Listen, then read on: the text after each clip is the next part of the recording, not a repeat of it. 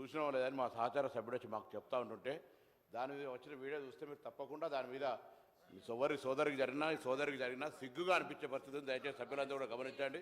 ఇటువంటి పరిస్థితి ఉంటుంది. నేను కూడా చెప్పిన మొన్న కూడా రవాణా శాఖ మంత్రిగా నిజంగా మహిళలు 70 కోట్ల మంది ప్రయాణం చేశారు. నేనేమంటున్నా ప్రయాణం చేసే సందర్భంలో ఒకవేళ కొత్తలో వచ్చినప్పుడు అరే ఫ్రీ బస్ వచ్చింది కానీ వాళ్ళని ప్రయాణం చేసి ఉండొచ్చు.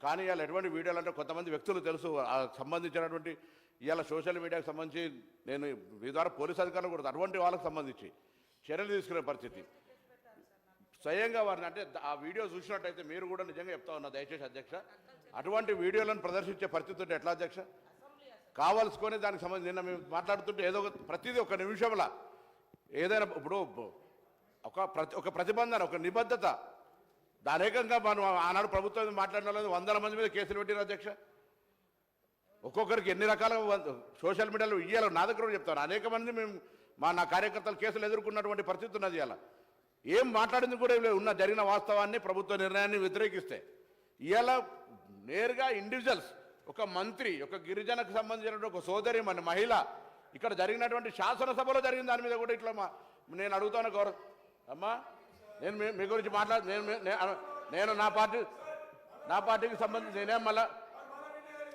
నేను social media this is running commentary sir అధ్యక్ష రన్నింగ్ కామెంటరీ నేను గౌరవ సభ్యుడు మాట్లాడిన అంశం మీద నేను రవాణా శాఖ మంత్రిగా నేను గతంలో కూడా మొన్న చెప్పిన ఆర్టీసీకి సంబంధించి మహిళలు ఉల్లిపాయలు తీసుకొని బస్సులలో పోతున్నారు ప్రత్యేకించి ఫేక్ వీడియోస్ తయారు చేసి పెడుతుంటే ఇది మహిళలను అవమానపరిచినట్టు కాదా ఇలా వాళ్ళకి సంబంధించి అక్క అనగానే అవమానపడ ఏం జరిగింది దానికి సంబంధించి రోజు పొద్దున అదే ఎజెండా నిన్నటికి అయిపోయింది. నేను దాని గురించి మాట్లాడాలి ఇప్పటివరకు మళ్ళీ మీరు నేనేమడుగుతా ఉన్నా నేను ఆ విషయంలో మీరు ఇవాళ నిన్న ఆడికే మక్కన్ సింగ్ గారు గౌరవ సభ్యులు వచ్చి ఇక్కడ నాతోటి మాట్లాడుతూ ఫోటో తీసినని చెప్తే దానికి సంబంధించిన వీడియో చూడండి అధ్యక్ష. దాని అటువంటి వాటి మీద నేను వారన్నారు చాలా భావస్వేచ్ఛ ఉండాలి భావస్వేచ్ఛకు సంబంధించి ఎదుటి వ్యక్తిని పూర్తిగా కించపరిచే విధంగా ఉంటే ఎట్లా అవమానపరిచే విధంగా ఉంటే ఎట్లా అనే అంశాన్ని తమ దృష్టి తీసుకొస్తా ఉన్నా.